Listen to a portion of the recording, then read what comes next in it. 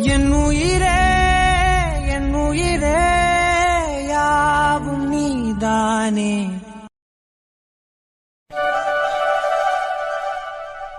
அம்மா பாத்தி, காலையிலேயே அம்மா தாயேன்னு வந்துட்டாங்க பாரு. பழசு ஏதாவது இருந்தா கொண்டு வந்து போடு. இவரு வேற என்னை ரொம்ப டென்ஷன் பண்றாரு. என் அப்பா கூட என்னை இந்த அளவுக்கு அசிங்கப்படுத்தினது இல்ல. அட சக்தி வாப்பா. ஆமா, அவன் இருக்கானம்மா இல்ல ஹாஸ்பிட்டலுக்கு போயிட்டானா? இல்லப்பா, உள்ளதா இருக்கான், வா. சரிங்கம்மா. அவன் உருப்பட இவன் விட மாட்டான், இவன் உருப்பட அவன் விட மாட்டான். அவரு ராஜா, இவர் மந்திரி.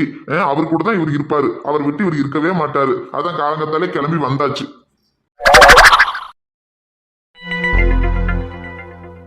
டி சக்தி, இங்க வந்ததுக்கு அப்புறம் ஐஷுவை பார்க்கவே முடியலடா. அவளை பார்த்து 2 நாள் ஆகுது. அம்மா என்னடானா இப்பதான் அடிபட்டு இருக்கு, இதெல்லாம் சரியாகாம நீ ஹாஸ்பிட்டலுக்கும் போக வேண்டாம்னு சொல்லிக்கிட்டு இருக்காங்க. ஹாஸ்பிட்டலுக்கு போகலன்னா எப்படி ஐஷுவை பாக்குறது? டேய், நீ தானே அம்மாவுக்காக வீட்டுக்கு வரணும்னு சொல்லிட்டு வந்த. இங்க வந்து ஐசுவை பார்க்க முடியாது உனக்கு தெரியும் தானே. அப்புறம் வந்து எப்படி பாக்குறது எப்படி பாக்குறதுன்னு என்கிட்ட கேட்டீங்கன்னா நான் என்னத்தை செய்ய? டே, அம்மாவுக்காக தாண்டா வந்தேன். இருந்தாலும் தினமும் ஹாஸ்பிட்டல் வச்சு ஐஷுவை பாத்துரலாங்கிற தைரியத்துல தான் வந்தேன். ஆனா இங்க வந்ததுக்கு அப்புறம் அம்மா என்னடானா தலையில இவ்வளவு பெரிய கட்டையை வச்சுக்கிட்டு நீ எப்படி ஹாஸ்பிட்டலுக்கு போவ? கட்டை பிரிச்சதுக்கு அப்புறம் போனா போதும்னு சொல்றாங்க. கட்டை பிரிக்கிறதுக்கு 10 நாள் ஆகும்டா. அது வரைக்கும் ஐஷுவை பார்க்காம என்னால இருக்க முடியாதுடா. ஆமா, பின்ன அம்மா சொல்றது சரிதான். எல்லாரும் அடிபட்டு கட்டு போடுறதுக்காக தான் டாக்டர் கிட்ட வருவாங்க. டாக்டரே இவ்வளவு பெரிய கட்டு போட்டு உட்கார்ந்துருந்தா வர்றவன் நிலைமை என்ன வருது? டேய், நானே ஐஷுவை பார்க்க முடியலங்கிற கடுப்புல இருக்கேன். இதுல காமெடி பண்றேங்கிற பேர்ல எனக்கு கடுப்பு ஏத்துனேன். ஒழுங்கா ஐஷுவை பார்க்கறதுக்கு ஏதாவது உருப்படியான ஐடியா இருந்தா குடுறா. அடேய், பைக்ல இருந்து விழுந்து அடிப்படை வச்சுக்கிட்டது நீ. இப்ப கட்டு போட்டு உக்காந்து இருக்கிறது நீ. அம்மா கூப்பிட்டாங்களேன்னு வீட்டுக்கு வந்ததும் நீ. எல்லாத்தையும் நீ பண்ணிக்கிட்டு கடைசியில ஐசுவை பார்க்க முடியல ஐடியா கொடுனா நான் எங்கிட்டா போவ? நீ எங்கேயோ போடா, ஆனா ஐடியா கொடுத்துட்டு போ. டி சக்தி, எனக்கு ஐஷுவை பார்க்கணும்டா சக்தி. ஐயோ, இவன் வேற ஐசு ஐசுன்னு புலம்பி புலம்பி என்னைக்கு வீட்டுக்கு போய் கையிலன்னு கூப்பிடுறதுக்கு பதிலா ஐசுன்னு கூப்பிட்டு செருப்படி வாங்க போறேன்னு தெரியல. டேய், இன்னைக்கு ஒரு நாள் கொஞ்சம் பொறுமையா இருறா. நாளைக்கு ஐஷுவை பாக்குறதுக்கு ஏதாவது நல்ல ஐடியாவா தரேன். அப்புறம் ஐஷுவை பார்க்க ஹாஸ்பிட்டலுக்கு தான் போகணும்னு இல்ல, வேற ஏதாவது ஐடியா பண்ணிக்கலாம். இப்ப நீ இந்த அடிப்பட்டதோட ஹாஸ்பிட்டலுக்கு போய் அங்க எப்படிடா வேலை செய்வ? நல்லா சொல்லுப்பா சக்தி. இன்னும் அடிப்பட்ட காயம் கூட ஆறல, அதுக்குள்ள ஆஸ்பத்திரிக்கு போறானா? மா, எனக்கு ஒன்னும் இல்லம்மா. தலையில ஒரு சின்ன காயம், அவ்வளவுதான். அதுவும் எனக்கு வலி எல்லாம் ஒன்னும் இல்ல. இங்க பாருடா, நீ என்ன சொன்னாலும் சரி, தலையில இருக்கிற காயம் ஆறி கட்டு பிரிக்காம ஆஸ்பத்திரி பக்கம் போக கூடாது சொல்லிட்டேன். அங்க என்ன உன்னை விட்டு வேற டாக்டருங்களே இல்லையா? ஏகப்பட்ட டாக்டருங்க இருக்காங்க. நீ ஒரு 10 நாள் ஆஸ்பத்திரி பக்கம் போகாம இருந்தா அங்க ஒன்னும் ஆயிடாது. முதல்ல நீ நல்லா இருந்தா தாண்டா வர்றவங்களுக்கு வைத்தியம் பார்க்க முடியும். அதனால நீ முதல்ல குணமாகு, அதுக்கப்புறம் போனா போதும். என்னப்பா சக்தி, அம்மா சொல்றது சரிதானே? ஆமாம்மா. அதனால இன்னொரு 1 வாரத்துக்காவது ஆஸ்பத்திரிக்கு போகாம வீட்லயே இருந்து ரெஸ்ட் எடு. இந்தா ஒரு தோசை வைக்கவா? வேண்டாம், போதும். ஏன்பா சக்தி, உனக்கு ஒரு தோசை வைக்கட்டாப்பா? வேங்கம்மா. இருறா, முறைக்காதடா. தோசை சாப்பிட்டு தெம்பா ஐடியா தரேன்டா. மவனே, சாப்பிட்ட ஐடியா மட்டும் கொடுக்காம இரு. உள்ள போன தோசை அவ்வளவும் வெளியே வந்துரும் சொல்லிட்டேன்.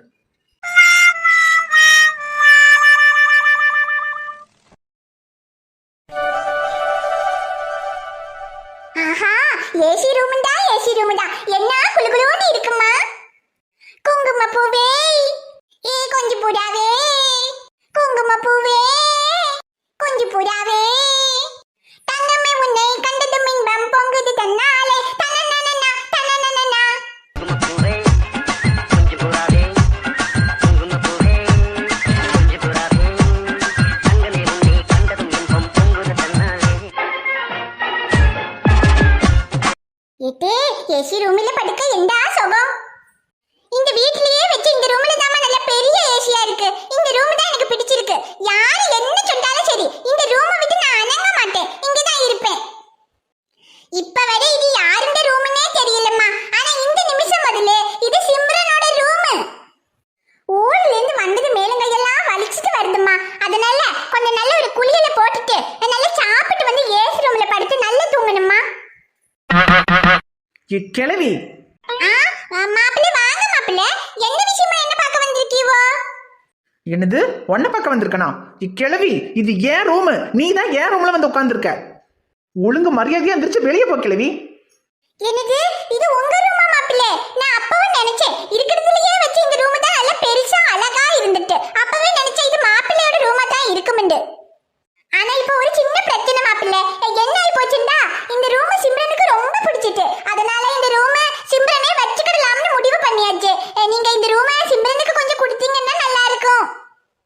என்னது சிம்ரனா? அது யாருன்னு தெரியலையே. இதுங்க வரும்போது கூட எதுவும் பொண்ணு வந்த மாதிரியும் தெரில. சிம்ரன்னா அப்போ ஒருவேளை நமக்கு தெரியாம யாராவது வந்திருப்பாங்களோ? இந்த கூட்டம்லாம் எதுக்கு இங்கே வந்துச்சுன்னு நினச்சிக்கிட்டு இருந்தேன். ஆனால் இப்போ சிம்ரன்னு ஏதோ பொண்ணு வந்திருக்கு போல, அது நமக்கு தெரியாமல் போச்சே. ஐயோ, சிம்ரன்னு பேரை கேட்கும் போதே செம்மையா இருக்கே. ஒரே கல்லில் 2 மாங்கான்ற மாதிரி ஒரே வீட்டில் ஐஷு சிம்ரன் 2 ஃபிகரு. டே ராகேஷ், இனி உன் காட்டில் மழை தான்டா. கல்யாணம் நிச்சயமாயிருந்தாலும் இந்த ஐஷு எதுக்குமே ஒத்து வர மாட்டேங்கிறா. சரி, மெயின் ஐட்டம் கிடைக்கிறதுக்கு ரொம்ப லேட் ஆனாலும் பரவாயில்ல. அதுக்கு தான் கடவுள் சைடிஷ் மாதிரி சிம்ரன் ஒரு சூப்பர் ஃபிகர் அனுப்பி வச்சிருக்காருன்னு நினைக்கிறேன். ஐஷுவை கரெக்ட் பண்ற வரைக்கும் இந்த சிம்ரனை வச்சு கொஞ்சம் டைம் பாஸ் பண்ணிக்க வேண்டியதுதான். சிம்ரன்கிற பேரே ஜிப்னு இருக்கு. அப்ப ஆளு எப்படி இருக்கும்? அதுலயும் கிராமத்து பொண்ணு வேற, நல்ல தாவணி பாவடியெல்லாம் கட்டிக்கிட்டு தலை நிறைய மல்லிப்பூவெல்லாம் வச்சுக்கிட்டு சும்மா கும்முன்னு இருக்கும்னு நினைக்கிறேன். இந்த கிழவிக்கு ஐஸ் வச்சு எப்படியாவது அந்த சிம்ரன் யாரு என்னன்னு தெரிஞ்சுக்கிட்டு முதல்ல அந்த சிம்ரனை கரெக்ட் பண்ற வழியை பார்க்கணும். பாட்டி. சொல்லுங்க மாப்பிள்ளை. அது வந்து பாட்டி, ஏதோ வந்ததும் கோவத்துல தெரியாம கொஞ்சம் கோவமா பேசிட்டேன், மன்னிச்சிருங்க பாட்டி. என்ன இருந்தாலும் நீங்க வயசுல பெரியவங்க, நான் அப்படி கோவமா பேசியிருக்க கூடாது. ஐயோ, அது ஒன்றும் பரவாயில்ல மாப்பிள்ளை. நான் அதெல்லாம் மனசுல வச்சுக்கிட மாட்டேன். கோவப்பட்டதுக்கு இப்ப பரிவா பேசுறீங்களே, நல்ல தங்கமான பையலா தான் இருக்கீங்க. சரி போட்டு விடுங்க, அதெல்லாம் நான் மறந்துட்டேன். சரிங்க பாட்டி. அப்புறம் சிம்ரன் யாருக்கும் இந்த ரூமை கொடுக்கணும்னு சொன்னீங்க. அதெல்லாம் ஒன்றும் பிரச்சனை இல்லை, தாராளமா கொடுத்துடலாம். இது உங்க வீடு மாதிரி, யாரு வேணா எந்த ரூமை வேணா எடுத்துக்கங்க, ஒன்றும் பிரச்சனை இல்லை. ஐயோ, தங்கமான மாப்பிள்ளைன்னு சும்மாவா சொன்னாங்க? தங்கத்திலே தங்க, நீங்க தான் சுத்த தங்கம். சே, கல்யாணம் பண்ணிக்கிற பொண்ணு வீட்டு ஆளுக மேல என்ன பாசமா இருக்கீங்க போங்க. ஆமா பாட்டி, என்ன இருந்தாலும் நீங்களாம் ஐஷுவோட சொந்தக்காரங்க. ஐஷுக்கு சொந்தக்காரங்கன்னா எனக்கும் சொந்தக்காரங்க தானே. அப்புறம் சிம்ரன் சொன்னீங்களே, அது யார் பாட்டி? உங்களோட இன்னொரு பேத்தியா? அவங்களும் கூடயேவா வந்திருக்காங்க? என்னது பேத்தியா? ஐயோ மாப்பிள்ளை, அந்த சிம்ரனே நான் தான். நான் தான் மாப்பிள்ளை சிம்ரன். எனக்கு தான் இந்த ரூம் ரொம்ப பிடிச்சிட்டு. இந்த ரூமை இந்த சிம்ரனே எடுத்துக்கவா? கிழவி, உன் பேர் தான் சிம்ரனா? ஆமா மாப்பிள்ளை, நான் தான் சிம்ரன். எனக்கு தான் இந்த ரூம் வேணும்னு கேட்டேன், தருவீங்கல்ல? இந்த கிழவி பேர் தான் சிம்ரனா? சிம்ரன் சிம்ரன் சொன்னதும் என்னெல்லாமோ கனவெல்லாம் கண்டனே, எல்லாத்துலயும் இப்படி மண்ணு மாதிரி போட்டுருச்சு இந்த கிழவி. சங்கோதர வயசுல இந்த கிழவிக்கு யாரு சிம்ரன் பேர் வச்சாங்கன்னு தெரியல.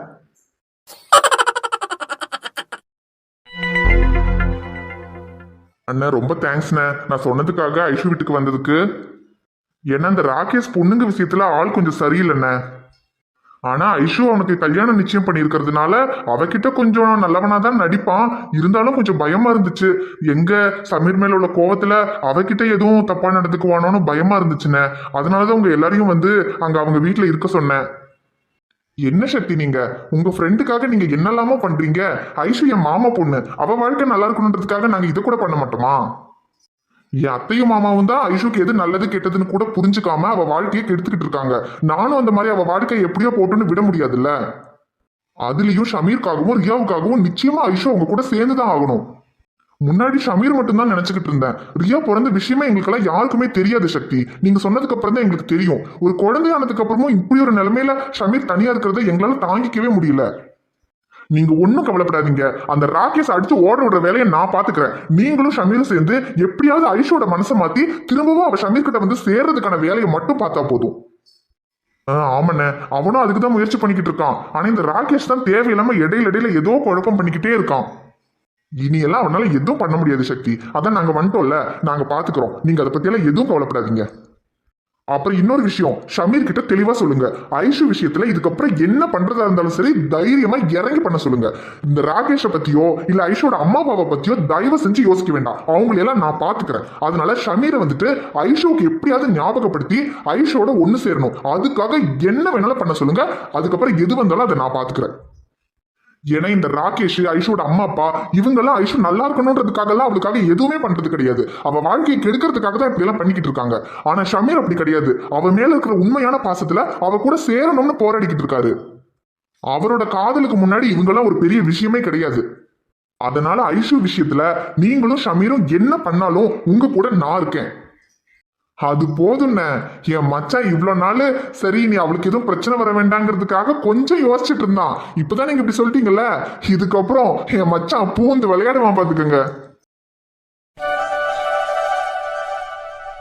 வாடா மச்சான், கதிரனாவும் நானும் இவ்வளவு நேரம் உன்னை பத்தி தாண்டா பேசிட்டு இருந்தோம். வாங்க ஷமீர், இப்ப அடிப்பட்டதெல்லாம் எப்படி இருக்கு? பரவாயில்லையா? வலியெல்லாம் குறைஞ்சிருக்கா? பரவாயில்லண்ணே. இது என்னென்ன வலி? மனசுல அதை விட பெரிய வலி இருக்கும்போது இதெல்லாம் ஒரு வலியே இல்லைண்ணே. புரியுது ஷமீர், நீங்க ஒன்னும் கவலைப்படாதீங்க. கூடிய சீக்கிரத்திலேயே ஐஷு உங்ககிட்ட வந்து சேர்ந்துருவா. அந்த நாளுக்காக தானே நானும் காத்துக்கிட்டு இருக்கேன். அந்த நாள் ரொம்ப தூரத்துல எல்லாம் இல்ல ஷமீர், சீக்கிரமே நடக்க போகுது. அப்புறம் சக்தி சொன்னாரு, நீங்க அந்த ராகேஷ் அதுக்கப்புறம் ஐஷோட அம்மா அப்பா இவங்களை பத்தி எல்லாம் யோசிச்சு கொஞ்சம் தயங்குறீங்கன்னு. நான் சொல்றேன், நீங்க யாருக்காகவும் தயங்க வேண்டிய அவசியமே இல்ல. ராகேஷ் எவ்வளவு பெரிய பொறுக்கின்னு அத்தைக்கும் மாமாக்கும் தெரிஞ்சாலே ஐஷுக்கு அவனை கல்யாணம் பண்ணி வைக்க மாட்டாங்க. ஆனா இப்ப நம்ம அத்தைக்கிட்டையும் மாமா கிட்டயும் ராகேஷை பத்தி சொன்னோம்னா அது அவனுக்கு தெரிஞ்சா அவன் தேவையில்லாத பிரச்சனை பண்ணுவான். இப்போ ஐஷுக்கு வேற எதுவுமே ஞாபகத்துல இல்லைன்னு சொல்றீங்க. இந்த நேரத்துல இந்த ராகேஷ் பிரச்சனையை நம்ம எடுக்க வேண்டாம். முதல்ல ஐஷுக்கு எல்லாம் ஞாபகத்துக்கு வந்து உங்களோட வந்து சேரணும். அதுதான் இப்போ முக்கியம். நானும் அதுக்காக தானே பொறுமையா இருக்கேன். இல்லைன்னா இந்த ராகேஷ் எல்லாம் நான் என்னைக்கோ அடிச்சு சாவடிச்சிருந்திருப்பேன். ஆனா ஐஷுக்கு எதுவும் ஞாபகத்துக்கு வராம எந்த பிரச்சனையும் வேண்டான்னுட்டு தான் நான் பொறுமையா இருக்கேன். இல்ல ஷமீர், இதுக்கப்புறம் நீங்க எதை பத்தியும் கவலைப்படாதீங்க. அந்த ராகேஷ் அடக்க வேண்டியது ஏன் பொறுப்பு. அவன் உங்களுக்கு எந்த பிரச்சனையும் கொடுக்காம நான் பாத்துக்கிறேன். நீங்க ஐஷுக்கு எல்லாத்தையும் ஞாபகத்துக்கு வர வச்சு ஐஷோட சேர்ற விஷயத்த மட்டும் பாருங்க. சரிங்கண்ணே. அட வாங்க ரவீன், நீங்க தான் மிஸ்ஸிங்னு நினைச்சோம், கரெக்டா வந்துட்டீங்க. ஷமீரோட ஆக்சிடென்ட் கேஸ் விஷயமா ஒரு விஷயத்த பேசலான்னு அவருக்கு கூப்பிட்டு இருந்தேன். அவரு தான் நீங்க 2 பேரும் இங்க இருக்கீங்க, அவரும் இங்க வர்றதா சொன்னாரு. சரி நானும் வரேன்னு சொன்னேன். என்ன ரவீன், யார் ஆக்சிடென்ட் பண்ணான்னு தெரிஞ்சிருச்சா? யாருன்னு தெரியல சக்தி, ஆனா வண்டி நம்பர் கண்டுபிடிச்சிட்டேன். அது எந்த வண்டின்னு தெரிஞ்சிருச்சு. இன்னைக்கு நைட்டுக்குள்ள அந்த வண்டியை ட்ராக் பண்ணி அது யாரோட வண்டி, யார் ஆக்சிடென்ட் பண்ணாங்கிறத கண்டுபிடிச்சிருவேன். அரவிந்த், ஆக்சிடென்ட் பண்ணவன் மட்டும் யாருன்னு தெரிஞ்சதுன்னா அதை முதல்ல ஏன் கிட்ட சொல்லுங்க. அவனுக்கு தண்டனை போலீஸ் ஸ்டேஷன்ல கிடையாது, ஏன் கையால தான். அவன் எவனா இருந்தாலும் சரி, அவனை பொழக்க வேண்டியது ஏன் பொறுப்பு. அந்த பண்ணாட மட்டும் கையில கிடைச்சான் முதல்ல என்ன கூப்பிடுங்க அரவிந்த். டி சக்தி, சும்மா இருடா. நீ எதுக்கு தேவையில்லாத பிரச்சனைகளை தலையிடுற? அதை அவர் பாத்துக்குவாரு. டேய், எதுல தேவையில்லாத பிரச்சனை?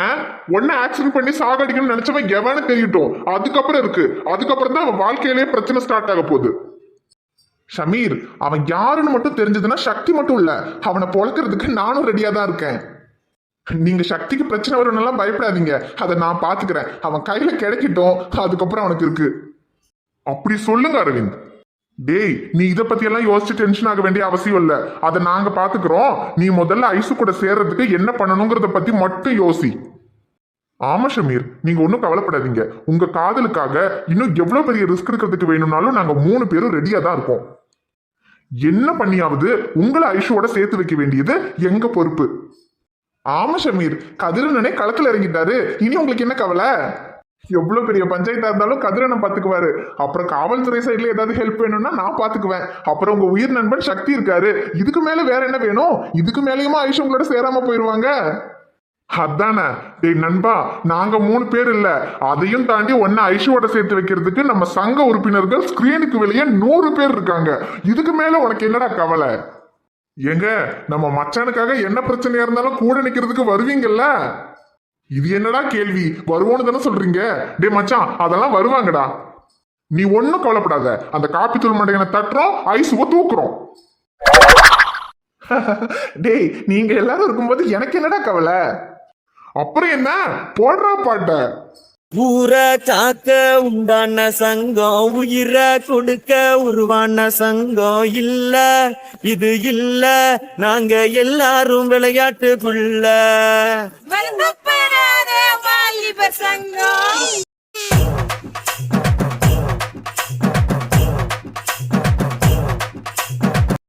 ஹாய் ஃப்ரெண்ட்ஸ், எல்லாரும் எப்படி இருக்கீங்க? நிச்சயமா நலமா இருப்பீங்கன்னு நம்புறோம். இன்னைக்கு கதை ஃபுல்லாக கொஞ்சம் காமெடியாகவே போயிடுச்சு. ரொமான்ஸ் எல்லாம் எதுவும் இல்லைன்னு வருத்தப்படாதீங்க. ஏன்னா இன்னைக்கு எப்படியெல்லாமோ கதை எடுக்கணும்னு ஆரம்பிச்சு கடைசியில் எப்படியெல்லாமோ முடிஞ்சிருச்சு. ஆமா, நீங்க ஒன்றும் வருத்தப்படாதீங்க. இன்னைக்கு தானே சங்கம் ஆரம்பிச்சு மச்சானுக்கு தைரியத்தை கொடுத்துருக்கோம். நாளையில இருந்து ரொமான்ஸ் எல்லாம் பட்டையை கிளப்புவோம். அப்புறம் நிறைய பேரு ஷமீரையும் ஐஷுவையும் சீக்கிரமா சேர்த்து வைங்கன்னு கேக்குறீங்க. அவங்க சேர்ந்துட்டாங்கன்னா அதுக்கப்புறம் நாங்களாம் பொழப்ப பார்க்க போயிருவோம். அப்ப நாங்க பண்ற காமெடி அப்புறம் கதையில ஒரு இன்ட்ரெஸ்டே இல்லாம போயிடும். அதனால யோசிச்சுக்கங்க, அவங்கள சீக்கிரமா சேர்த்து வைக்கணுமா வேண்டாமான்னு. அதானே, நானே ஏதோ இவன் கதையை வச்சுதான் கொஞ்சம் காமெடிக்கு கண்டென்ட் எடுத்துக்கிட்டு இருக்கேன். அவங்களும் சேர்ந்துட்டாங்கன்னா அப்புறம் நான் காமெடிக்கு எங்க போவேன்? பாத்தீங்களா ஷமீர், உங்க உயிர் நண்பன் என்ன சொல்றாருன்னு? அவருக்கு காமெடிக்கு கண்டென்ட் வேணுங்கிறதுக்காக உங்க காதலை யூஸ் பண்ணிக்கிட்டு இருக்காரு. பாத்துக்கிட்டு தான் இருக்கேன். அவன் ஸ்கிரிப்டும் என் கையில தானே இருக்கு, பாத்துக்கிறேன். ஏன் அரவிந்த், ஏன் உங்களுக்கு நான் நல்லா இருக்கிறது பிடிக்கல? நானே ஏதோ வர்ற காமெடியா அடிச்சு விட்டு பொழப்ப ஓட்டிக்கிட்டு இருக்கேன், அது உங்களுக்கு பொறுக்கலையா? இல்ல சக்தி, ஏதோ என்னால முடிஞ்சது. போட்டா குடுக்குறீங்க.